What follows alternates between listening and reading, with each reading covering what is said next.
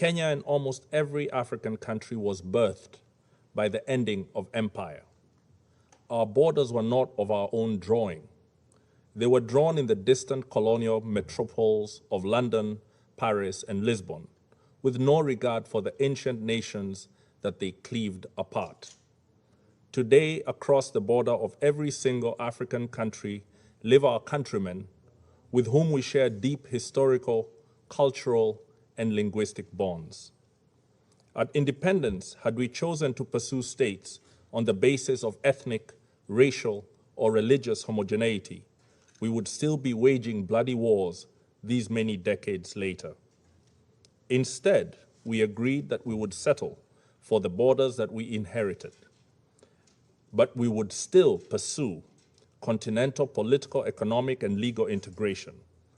Rather than form nations that looked ever backwards into history with a dangerous nostalgia, we chose to look forward to a greatness none of our many nations and peoples had ever known.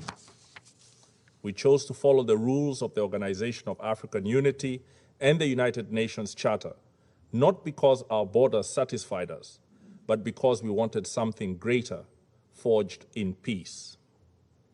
We believe that all states formed from empires that have collapsed or retreated have many peoples in them yearning for integration with peoples in neighboring states. This is normal and understandable. After all, who does not want to be joined to their brethren and to make common purpose with them?